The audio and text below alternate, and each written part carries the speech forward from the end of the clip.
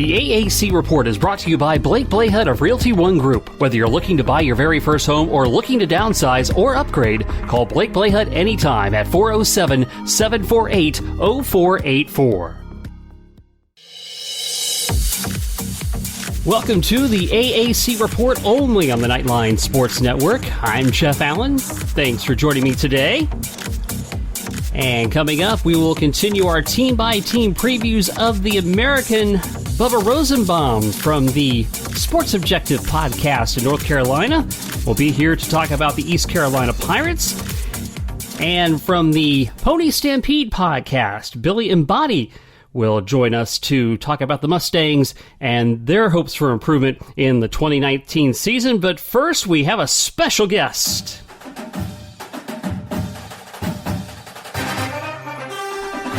I am delighted to bring on our special guest, one of the preeminent play-by-play voices in college football and basketball, Tim Brando of Fox Sports, and I've always wanted to say, Timmy B, welcome to the show.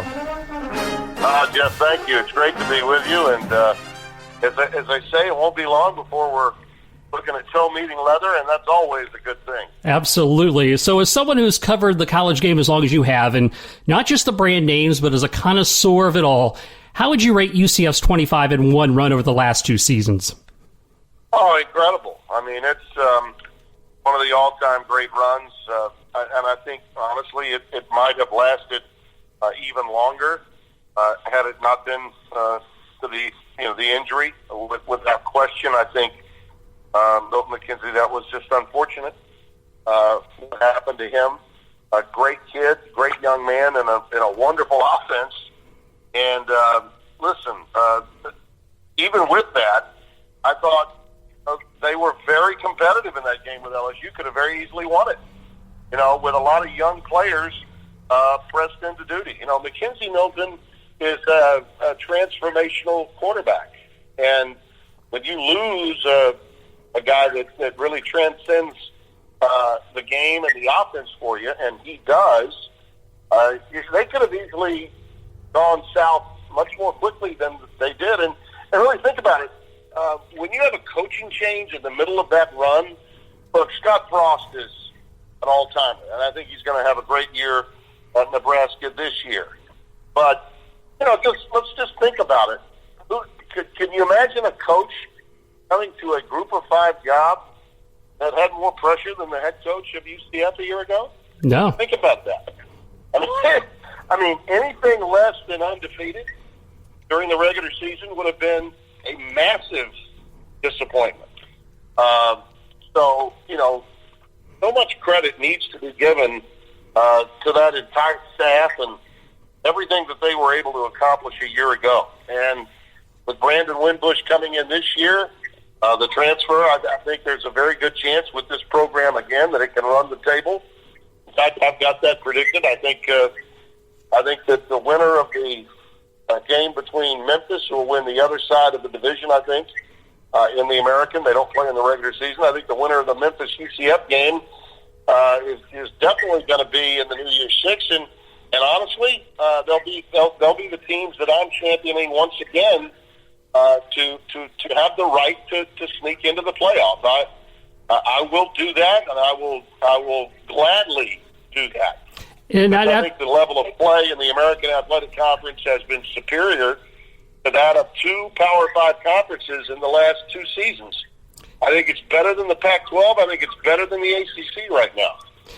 And that's a pretty strong statement, and that was going to be my next question. Do they have any sliver of hope of making the playoff with another undefeated run, or is that a wall that's going to be impossible to break down? Yeah, it's a wall that's impossible, and that's why I'm going to continue to champion them. Josh Heupel had incredible pressure put on him. I mean, incredible. And yet they went undefeated. That program had a tremendous loss. Usually when you lose a head coach, especially one that is as transformational a guy as Scott Frost is, you're going to turn some upperclassmen into some underclassmen really quickly. Mm-hmm. And Heupel came right in and said, okay, look, we're going to do this. We're not going to change terminology here. We're going to do what you do, but we're also going to put our stamp on this as well. All right, you're going to have to adjust to what we do while we adjust to what you do. To go undefeated against really quality opponents, and that's the thing. I don't believe fans around the country know how hard it is to beat. Know how hard it is to beat Navy. Know how hard it is to beat so many of the teams that are on this schedule. Temple is a tough out, especially when you go up to their place. You know, UCF had some great teams that that O'Leary had that couldn't quite get over the hump when they played at Temple, when Matt Rule was there. So the level of competition that you have to play against in the American Conference is something that I think it's really overlooked because much of the mainstream media does not pay enough attention to what's going on at these schools. And it's pure laziness. It's horrible. It's something that I loathe. I will continue to say such every season that I'm involved in college football. Yeah, it's almost like you got my script in advance, and you did not, because my next question was going to be, when you look at the likes of Cincinnati and Houston and Memphis and the coaches and players they have, they are top-level college programs. They are, yeah.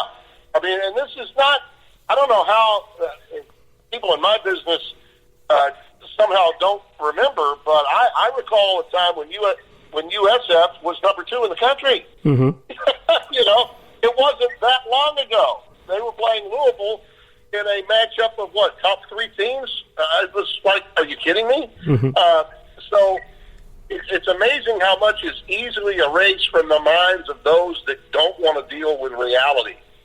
And a lot of not just fans, but media as well, that covers college football is very dismissive of the conference itself, of the group of 5 in general, and they choose to say, well, it's insignificant and irrelevant, therefore we're okay not covering it. Well, I'm sorry, that's a lie. That's wrong, and you shouldn't be in the business if you feel that way. You shouldn't be covering college football if you're going to dismiss almost half of those teams that compete at the Division 1A level.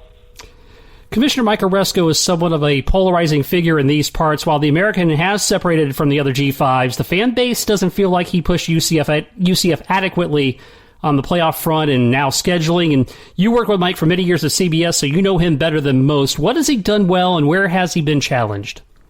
Oh, he's done an incredible job. I think the fan base. Listen, the downside of what comes, and I've seen some of it on Twitter, and I've had to cool down some of the fringe fans because they go over the top. And now, trust me, Jeff, when I tell you, they go over the top everywhere. Yeah. Okay. You can't. There may be more of them at the brand name schools that represent the blue blood programs of the country. But when you have great success and fans today puff out their chests and start saying, "Well, look what we did," you can get into an overboard mentality very, very quickly, and you kind of forget where you came from, I think, when you do that. And I think the criticism, what I've heard anyway, of Mike Oresco is really where they really cross over the line. He has negotiated a television contract that dwarfs any other deal that any of the other conferences have that aren't in the Power 5. And only Mike could have done that. He also was able to orchestrate, I think, a beautiful separation from the old Big East to get the American Conference monetarily on some really solid footing, which helped a lot of its, not just football programs, but basketball programs as well. I think UConn made a horrible mistake leaving.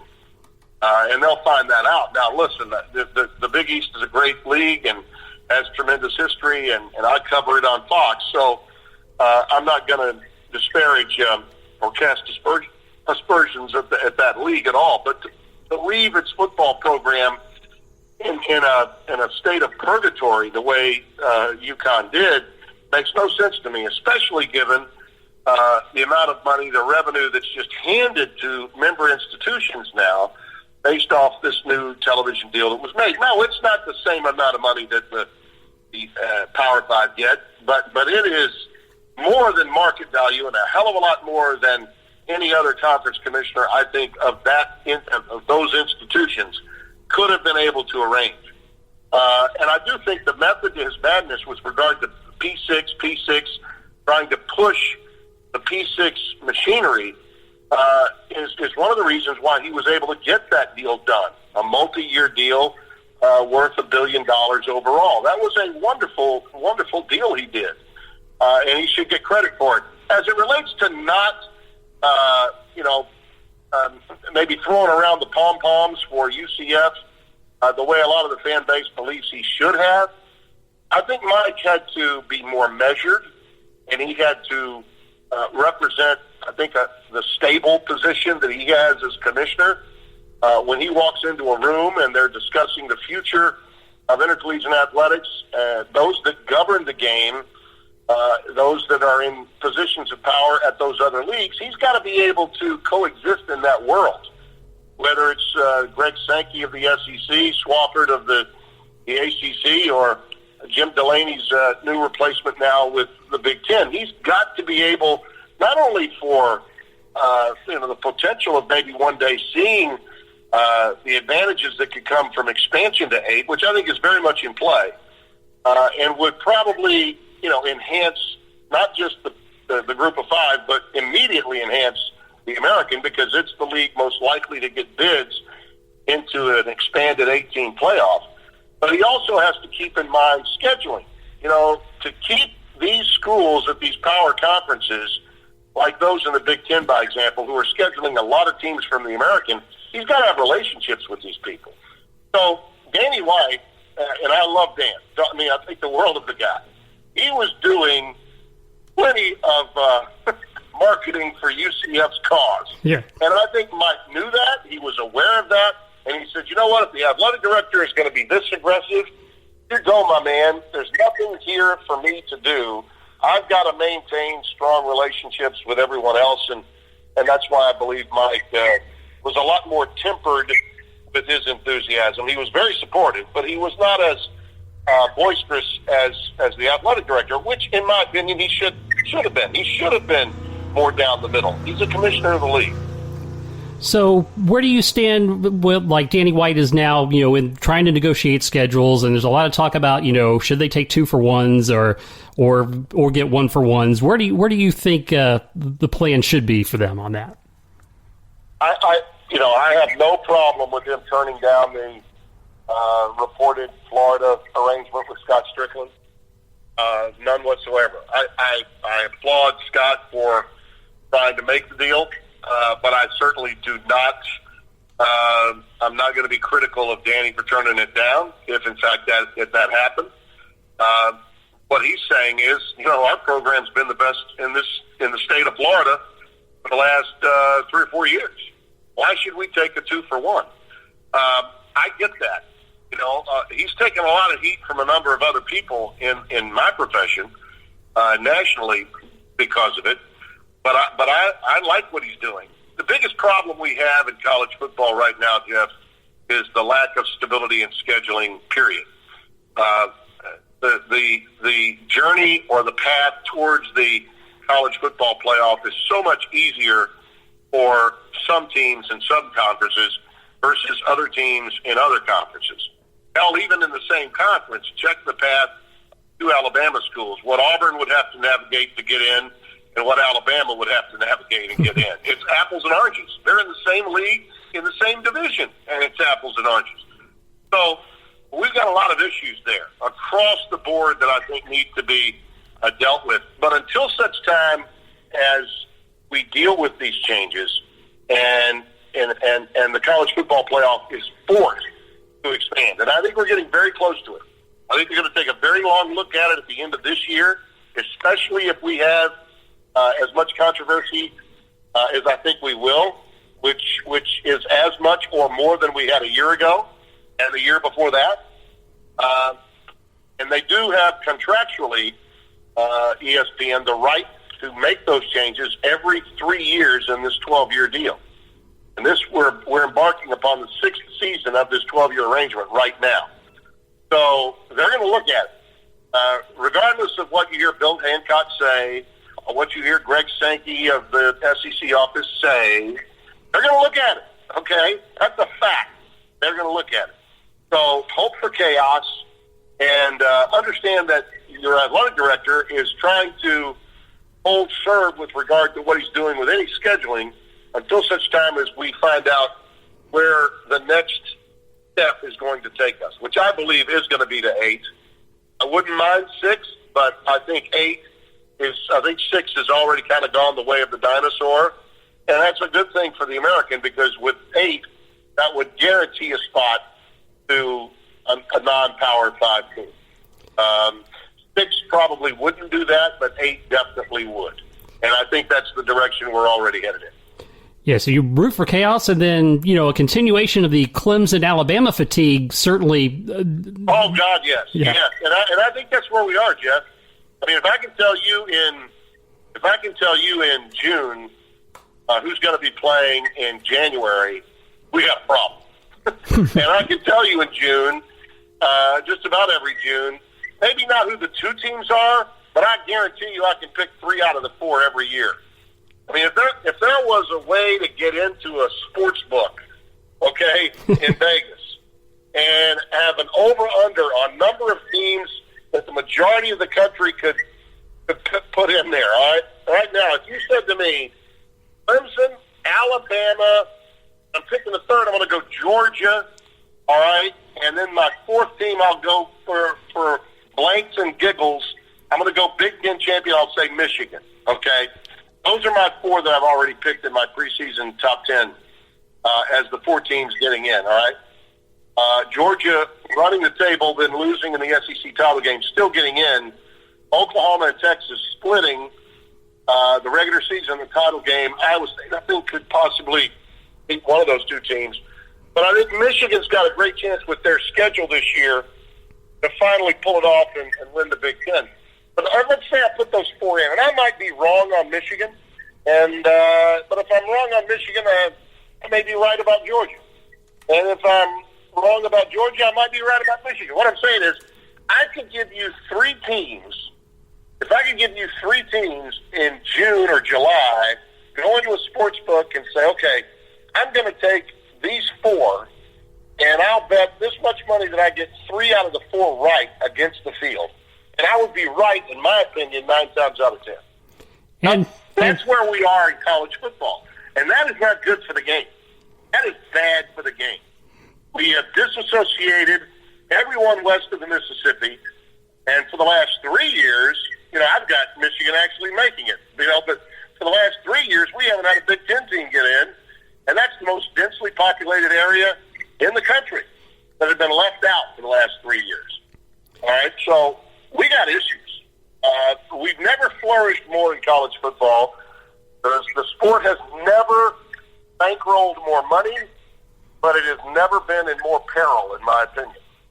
And until these guys get off of their Easters and do something, it's going to spiral out of control the next 2 or 3 years.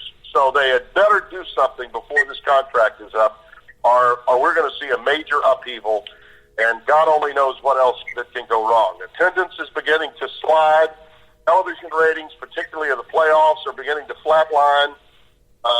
The regular season still means a great deal, but this thought process that we've got to protect, having 8 teams somehow screws up the regular season, this myth that the best regular season in sports is college football is a joke. It's outdated. The only people that believe that are neanderthals. They're wrong. We got to have change with regard to college football, and we need it quickly. I miss hearing that old soundbite from your radio show with the BCS, The World in Crisis. I think that might work again, right? The old BCS World in Crisis there, yeah. Gotta have change. I thought it would be better. You know what? They told us it would be. And guess what? It's not. When we were in the middle of the BCS, at least Boise State had a chance. With the computers and strength of schedule being considered. Strength of schedule means nothing now.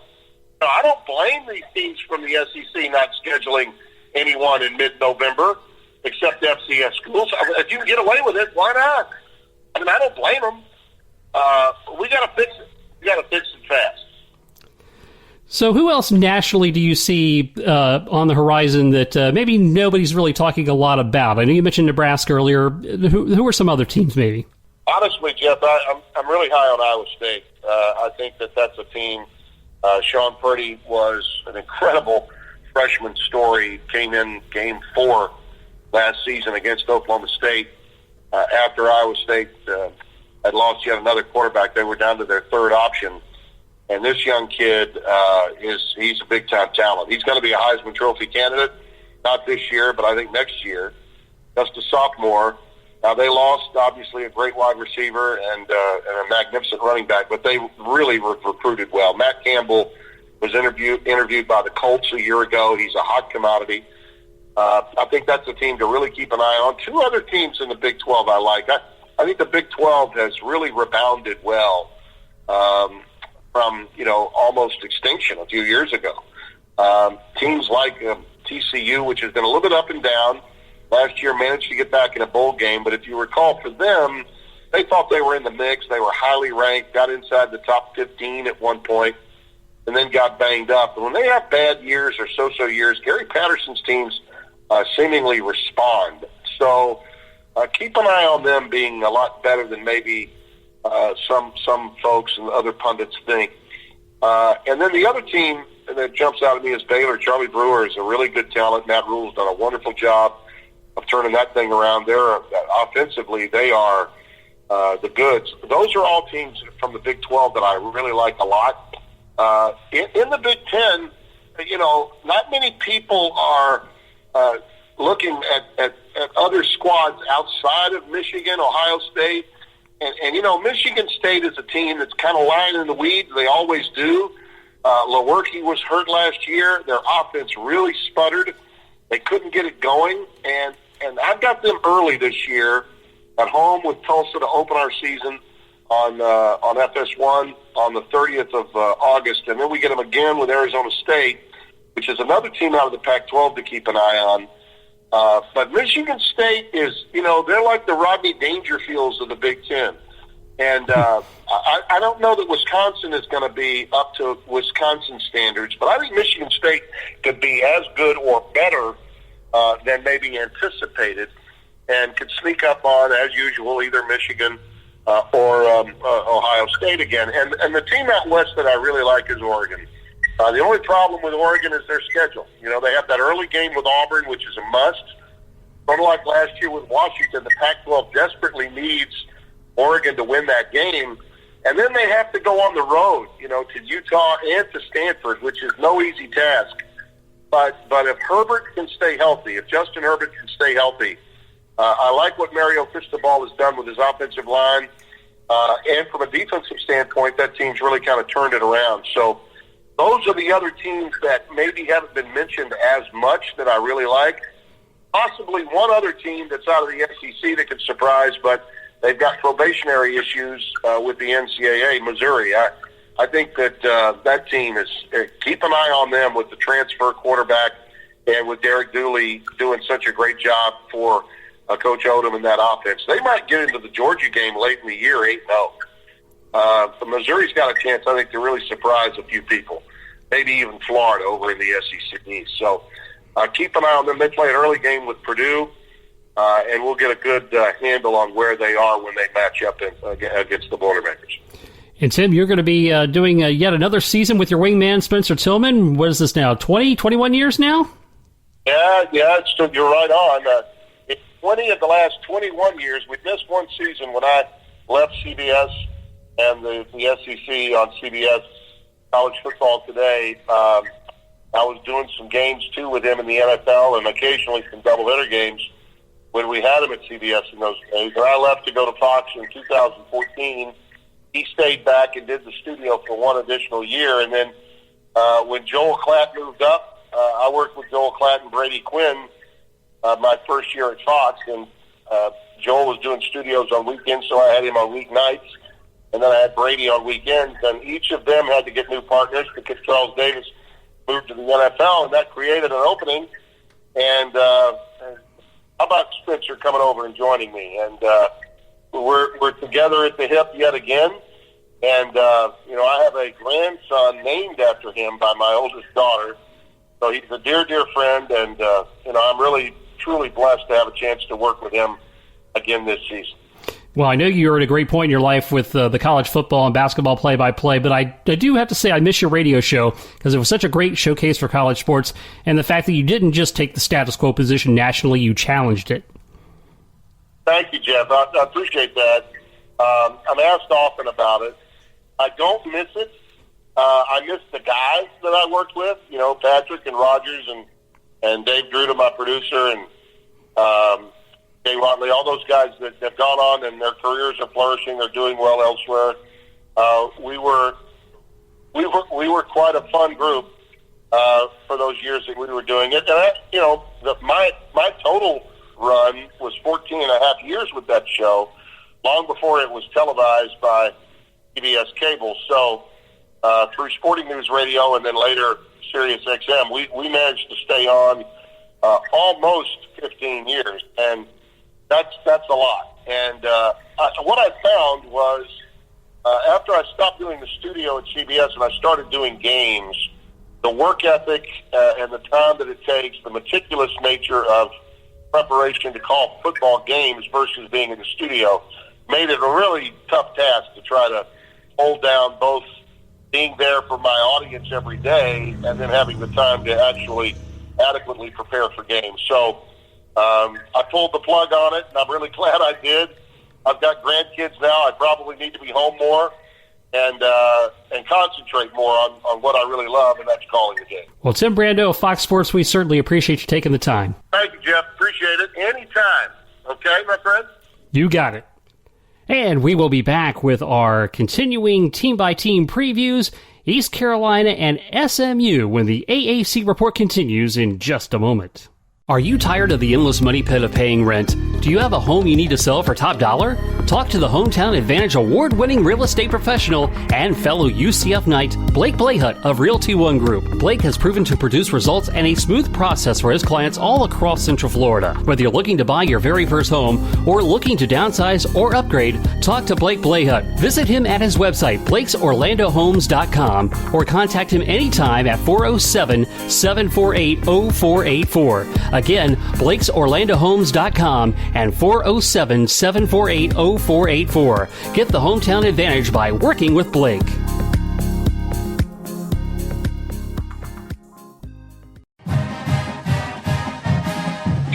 And time now to talk about the East Carolina Pirates for 2019. Bubba Rosenbaum from the Sports Objective podcast is here to analyze the upcoming season for us. Bubba, how are you doing today? I'm doing well. Hope you are. It's hard to believe that opening day is 3 weeks from yesterday. Yes, I know. It's great to anticipate the start of another football season. And the Pirates have a brand new coach in Mike Houston, came over from James Madison. And bet Pirate fans, I know you guys, along with Dave and Kyle, had, when you were on the podcast not too long ago, were excited about his arrival, and I'm sure Pirate Nation is as well, and chomping at the bit to see what he brings to the table for the team this season. Oh, no doubt about it. First of all, we really appreciate you reaching out again. We enjoyed catching up back in June after the Pirates got knocked out of the road to Omaha with that Louisville Super Regional. So thanks again for having us on. And, just taking a look at things, this will be hopefully the Pirates' first bowl appearance since 2014. So 4 straight seasons of losing football, 5-7, and 3 straight 3-9s under Scotty Montgomery. And so Coach Houston really, he and his staff had a tall task coming in. It's a very experienced staff, not only overall but also with each other. They're a staff that, for the most part, with the exception of 1 or 2 pieces, were together at JMU and also some of the previous stops that Coach Houston had. So a lot to be excited about for Pirates fans. He's really, Coach Houston, that is he and the staff are really changing the culture to a championship mindset in every aspect, whether it's film study, obviously on the field, and then off the field, be it in the classroom or community service. So a lot to be excited about and looking forward to 2019. And obviously work to be done on the offensive side of the ball. The Pirates scored 20 points or fewer 7 times last season, so that definitely will be a priority, I'm sure. Yeah, no doubt about it. 22 points or so in this day and age is not going to get it done, plain and simple.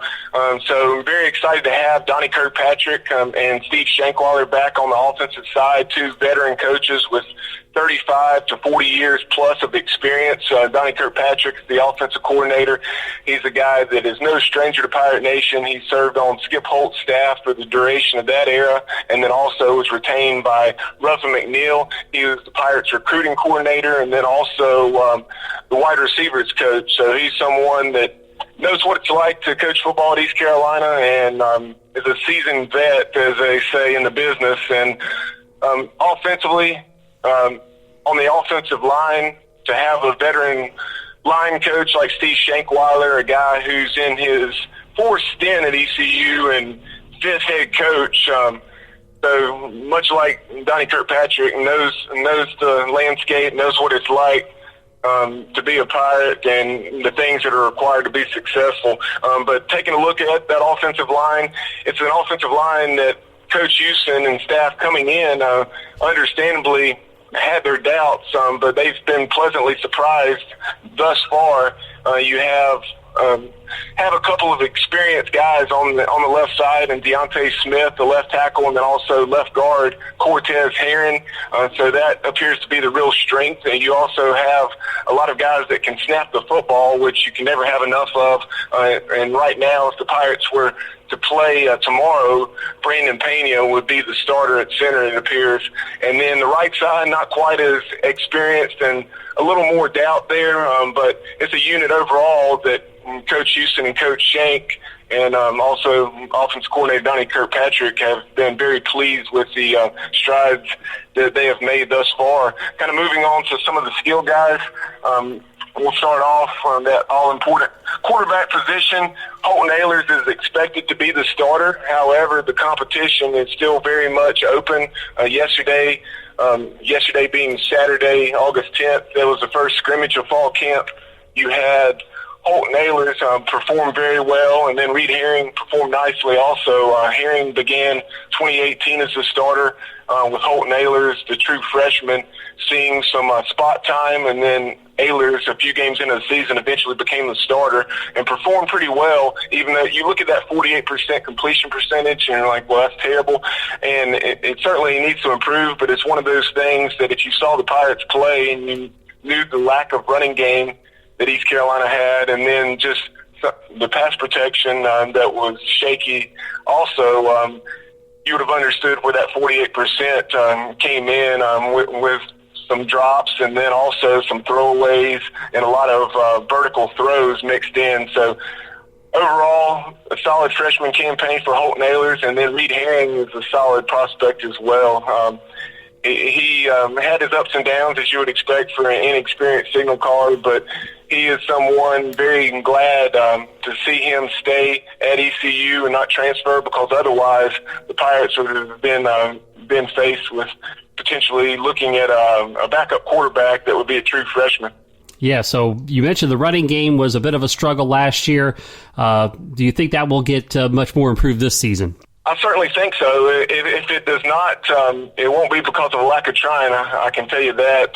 Coach Houston and this staff, they really ran the football very well at JMU, and I'm sure there'll be ups and downs, and like you are going to expect to see when you're dealing with a work in progress like East Carolina's offensive line and running game is. But I certainly expect to see progress. Last year, the leading rusher outside of quarterback Holton Ahlers, who had right at 600 yards, was Darius Penix, Husan Howe. He had right around 240 yards, and then Penix was just over 220. So that shows you that our leading rusher didn't even have 250 yards outside of the quarterback. That illustrates exactly how much of a struggle it was. But in addition to Darius Penix, who if we were to play tomorrow, would probably be the starter, you have a true freshman in Demetrius Mooney. He's a kid, probably about 6 feet tall, just shy of 200 pounds, and he's from the western part of the state of North Carolina, and he's a guy that had been recruited by this staff at James Madison, and they're very high on him, and they'll be surprised if he plays a key role. Yeah, you don't want your quarterback being, unless you got Lamar Jackson, you really don't want your quarterback being the leading rusher for sure. The receiving core, now you got a lot of guys returning there, so that's definitely some upside.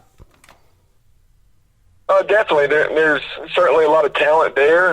However, Jeff, this receiving core is very much is very different from what it's been in recent years. And what I mean by that, you don't have a Zay Jones or a Justin Hardy or a Dwayne Harris. You don't have that guy going in that you can count on for 80 to 100 or more receptions. It's not quite that proven. It's very talented, but not so proven. So you have a guy in DeAndre Ferrier. He's the leading returner. He had 30 receptions a season ago for just shy of 400 yards. And then a guy to really keep an eye on, had a solid freshman year a season ago, Blake Prohl, suffered a knee injury, but by all accounts is coming back very well from that. So Blake Prohl is a guy that could be the Pirates' top target this year. In addition to Prohl and Ferrier, Leroy Henley, Taj Deans, Tyler Snead, they're three to keep an eye on. Tyler Snead will remind folks of Wes Welker. He really came on in the last 3 or 4 games of last season. Probably no more than about 5'5" or 5'6", but he can really play. And like I said, he'll remind folks of Wes Welker, who starred at Texas Tech and then with the New England Patriots. Myjon Vines is a guy that has really emerged in fall camp after having an up-and-down spring. He's a Greenville native, and Coach Houston has been very high on him. So don't be surprised if he's a key contributor with the receiving core. And then also you have a guy in freshman C.J. Johnson. He's a Greenville native as well, 6'2", 230 pounds, maybe kind of raw in terms of route running ability and so forth, and learning the scheme, of course. But Donnie Kirkpatrick, the offensive coordinator, had very high praise for C.J., saying that he is the most talented receiver to ever come into East Carolina. So when you're hearing that comments coming from a guy who's coached Zay Jones, Dwayne Harris, Justin Hardy, Andre Allison going back to 2005 and 6. That's very high praise indeed. And so those are some of the guys to keep an eye on with the Pirates' talented receiving core. Now, on the defensive side of the ball, new defense coordinator coming over from James Madison's Bob Trott, and James Madison has certainly made their bones on defense as well at their level, so got to be some excitement there. No doubt about it. You look at the Pirates' defensive numbers a season ago, 37 points allowed per game, and that obviously is very, very poor. But that was inflated due to the fact that the final 2 games of the season, when the wheels really came off, the Pirates allowed a combined 114 points to Cincinnati and NC State. So it was a unit, although nowhere near where they needed to be. They did show fairly significant progress last year prior to the end of the season, and kind of the undoing of the Scotty Montgomery era. Coach Blackwell, who has been the defensive coordinator, he had been a solid hire by Coach Mo, but just unfortunately too little too late. He has moved on to Old Dominion, and with you having Bob Trott, an experienced coordinator coming in with more than 40 years of experience, he will be employing a 4-2-5 scheme. Up front, the Pirates are led by Alex Turner and Jalen Price, a pair of seniors on the inside. They're both 6'2", just shy of 300 pounds. On the end, you have Kendall Futrell. He has been very difficult to block for the Pirates' talented offensive tackles thus far in camp, and he is someone to really keep an eye on. He's a Greenville native, played at South Central High School right there in town, so he's definitely someone that can hopefully pick up some of the slack left with the departure of Nate Harvey, the American Athletic Conference's Player of the Year a season ago, who registered 14.5 sacks of the Pirates' 34 sacks, which was the program's highest total since 2013. At the next level, at linebacker, Bruce Bivens is the leader. He's Mike Backer, and he is a Houston, Texas native, and he had to miss spring due to an injury, and Coach Houston said he has certainly impressed thus far in fall camp. And another name to keep an eye on there at linebacker is that of Aaron Ramseur. He is someone that was the Pirates' third leading tackler a season ago. And on the next level of defense, that secondary in our 4-2-5 scheme, it could potentially be very young, as you do have a couple of seniors in Colby Gore and Mike Witherspoon at the corners who are returning. But thus far, you have guys like Jaquan McMillan and Jawan Powell, a pair of true freshmen who are really battling and giving those guys a run for their money through the first week of fall camp. And so that's something to really keep an eye on. And I'd say as far as depth, that front six, I guess, and that front six, particularly the defensive line with the front four, is the most glaring deficiency in terms of depth. So that's a little bit about Pirates defense. So 3-9 the last 3 seasons. Do you see an increase in the win total in 2019? I absolutely do. I certainly think the Pirates will top 3-9 this year. I think they'll get to that 3-win total, maybe more, in the first month of the season. You have a pair of the SCS games in Gardner-Webb and William & Mary. Those games, especially the William & Mary, were a result of kind of quirks in the schedule. The Gardner-Webb game was one that was a result of South Carolina backing out on a trip to Greenville, and then the game against William & Mary was the result of the fallout from last year's game with Virginia Tech, where the Pirates didn't make the trip to Blacksburg as a result of the hurricane. So with the first month of the season at NC State, Pirates are going to be a 2 to 3 touchdown underdog in that one. Hard pressed to garner a victory, but who knows? The first game of the season, you never know. But let's say if that one's an L, Gardner-Webb's a victory in Game 2 at Navy. In Game 3, that one's probably a toss-up. Maybe a slight underdog. William & Mary, we'll say that one's a victory. At Old Dominion in the final game of September, they're a team that the Pirates beat a season ago in Greenville, 37-35, with the Monarchs missing a last-second field goal to win. So that's a game that the Pirates will probably be a slight favorite in, going up to Norfolk. And so let's say 3-2 in September. October, a lighter month in terms of only 3 games. You have Temple that's beaten the Pirates 5 times in a row, every time since the Pirates have joined the American. Then you have a 16-day gap between then and UCF down at the Bounce House, and obviously the Pirates will probably be a 2-touchdown-plus dog when they make that trip to Orlando.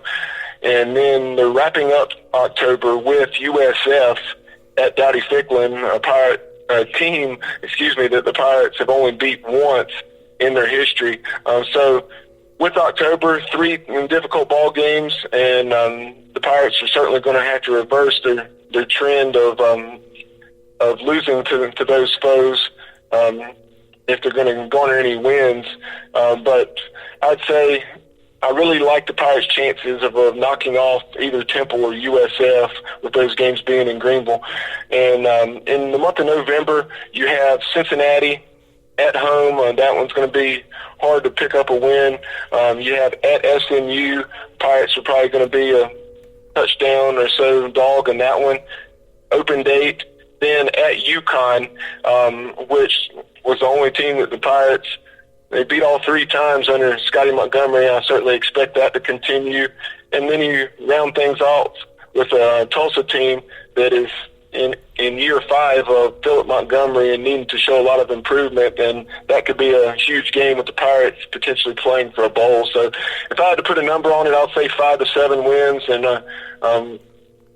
I really think that the Pirates will, like I said, garner at least 5 wins, maybe as many as 7 in Mike Houston's initial season.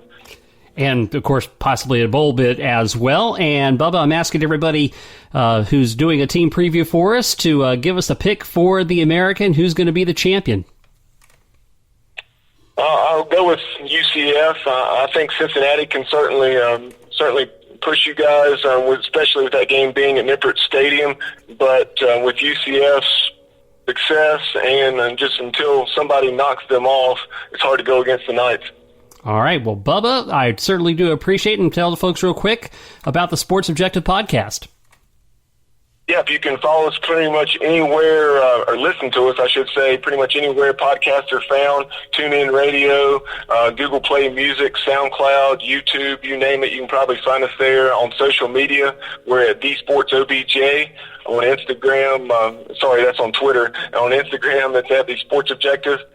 And we're also, like I said, on YouTube, so subscribe to our YouTube channel as we put all our podcasts and some other videos up there on YouTube.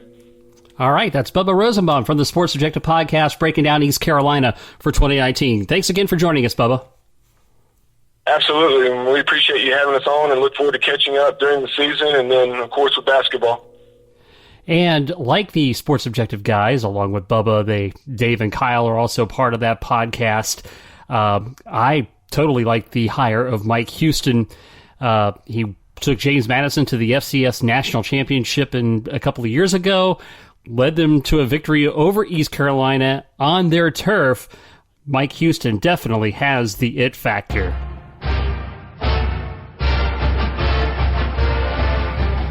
Now it's time to take a look at the SMU Mustangs. Billy Embody of the Pony Stampede podcast is joining us now to do just that. Billy, thank you for taking the time.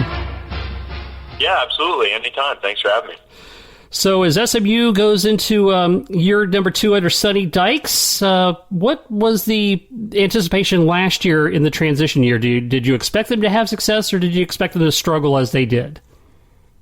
I didn't expect them to struggle out of the gate like they did. I'll be honest. I did not see their terrible performance against North Texas right out of the gate coming. I mean, that was a team that SMU had handled the 2 previous years, and just felt like they were going to be able to piece it together with a veteran offense and some new pieces. But as the year went along, they improved, and that, I think, outside of the last 2 games, offensively, was the big thing. If you were an SMU fan and you watched every single game last year, you left that year saying, okay, well, if we had just this or that, just maybe 1 or 2 pieces, or a bowl team at the very least, they were honestly a quarterback away from being able to beat Memphis at home and honestly go to the AAC title game in Sonny Dykes' first year. But that didn't happen, and they lost to Memphis just by a touchdown, and then they turned around the next week and folded their tents for the season and lost to what was a 2-win Tulsa team. So heading into the offseason, there was a lot of optimism, but also a bad taste in a lot of people's mouths. Well, you mentioned they were a quarterback away, so Ben Hicks is left for Arkansas, but you get Shane Michelle from Texas. That would, on paper, look to be an upgrade.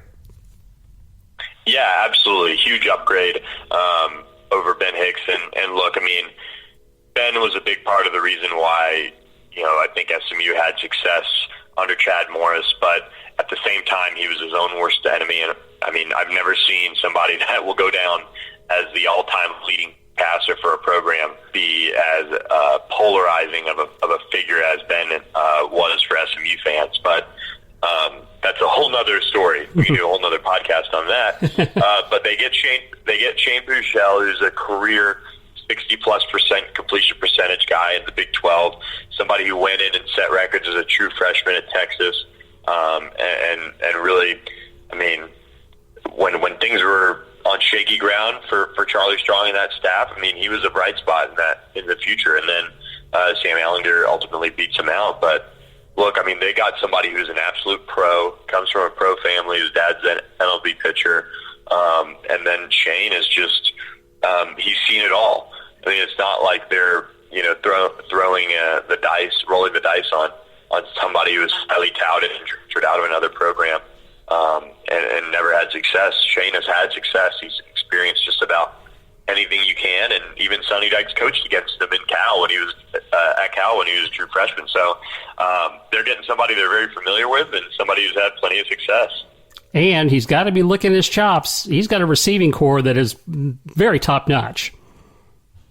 Yeah, James Prochet and Reggie Roberson return to really anchor that receiving core. They've got a lot of different pieces as well that they feel confident in. They signed a really, really good freshman receiver class, probably the best receiver class they've signed on paper probably since the death penalty era, in terms of talent, in terms of offers and all those things. So they've got some talent at receiver that they can and then they've got some tight ends that they really like as well. They've got Kylan Granson, who's a 6'4", 230 guy who ran a 4.4 in the spring. They have Brian Becker, who's a senior. They've got a sophomore they really like, and Ben Redding, who can catch passes. So, I mean, they've got, like I said, they've got a bunch of pieces. If they can figure out the offensive line, this offense could be very, very. Yeah, they did struggle a lot in pass protection, it looked like, last year, and I guess that would definitely, it is in the trenches where you make your game.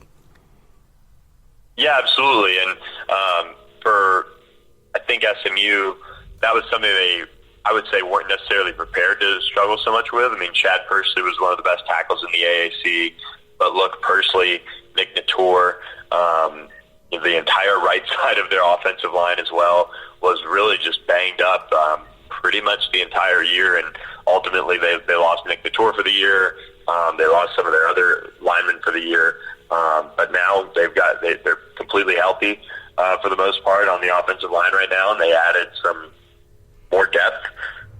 They added a couple transfers, and it's another year in the system for Kaz Kazadi's strength and conditioning program, and he's one of the best in the country in terms of strength and conditioning coaches. So we'll see kind of how they progress. But they also missed their offensive line coach last year. Coach Jamal Powell was out with an illness all year, and so they kind of pieced it together with GAs and analysts as well. So that it was all just kind of like a bunch of bad things happening all at once that really kind of took its toll. On the defensive side of the ball, you were looking at a defense that really was not able to get off the field. And where do they have to strengthen in order to be better on defense and get people off the field? Yeah, secondary is the big one. They've addressed the defensive line, and they returned pretty much the entire defensive line, back to the team in the trenches. But the secondary was very, very banged up last year. They gave up a ton of big plays, so on the back end is where they really need to shore things up. And so, what do you look at for this season? How do you see SMU going bowl bound? Yeah, I do. I think they've got a very good shot to go bowling. I'd be surprised if they didn't.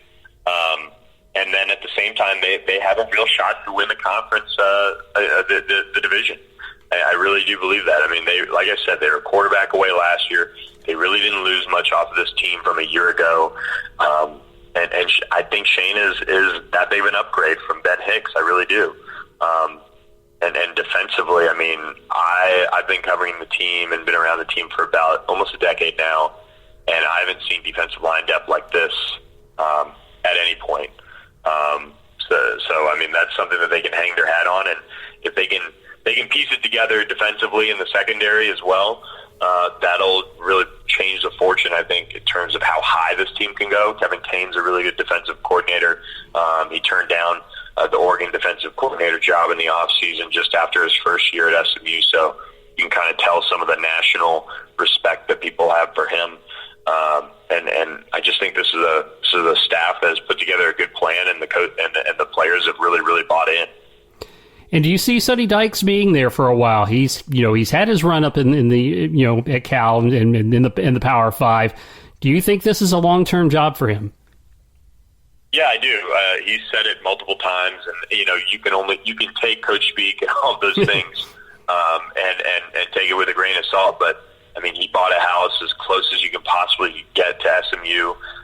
He's been on the other side of everything. He's been at Texas Tech as an assistant. He's also seen, his dad coach there. He's been to Cal.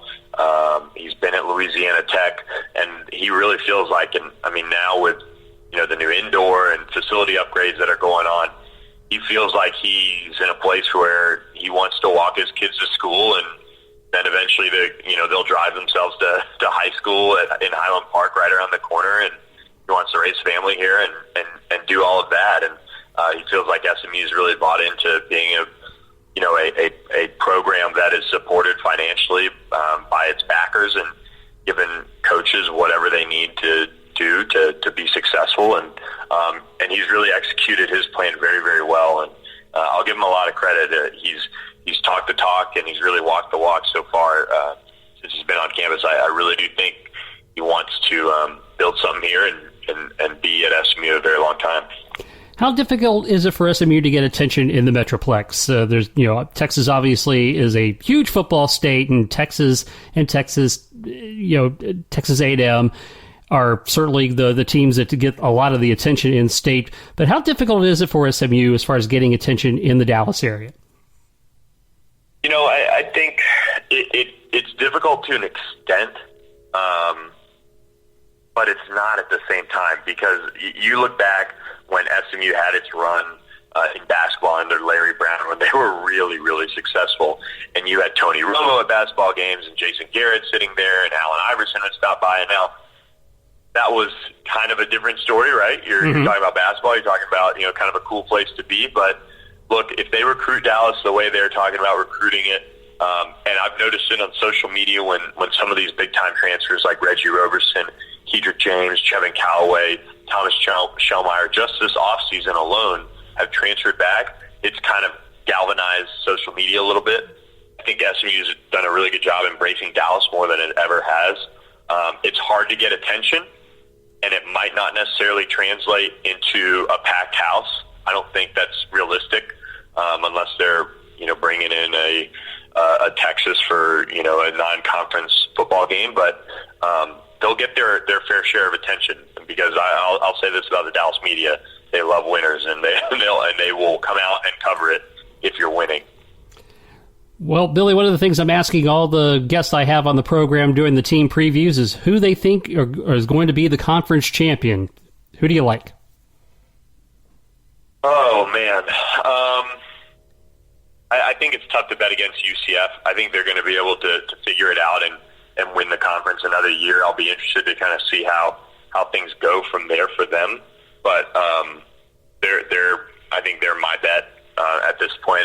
I'm interested to see out of the West how things turn out, because Houston is going to be breaking in a new system under Dana Holgorsen. They have talent, but how does Derek King adjust to that air raid style? Then you've got Memphis. They lose their All-American running back. They lose both of their really, really good backs. I don't know if Brady White is that good of a quarterback to put the team on his back like that. And then I think you've got SMU and kind of Tulane as two dark horses there for the conference or for the division that could come out of it. I don't think really there's anybody in the East that can challenge UCF for it this year. A lot of turnover on that side of the conference as well. So I'll go with UCF. All right, Billy, I appreciate it. Billy Embody of the Pony Stampede podcast. Thank you for taking your time and giving us the preview on SMU. Anytime. Thanks for having me. And we'll line up another 3-pack of team-by-team previews for you next week. And special thanks again to Tim Brando from Fox Sports for stopping by. Please give me a follow on Twitter at JeffAllen_88, where I occasionally make fun of Knightline and Sons of UCF. Tongue-in-cheek, of course. This has been the AAC Report only on the Knightline Sports Network. I'm Jeff Allen. Thanks for listening.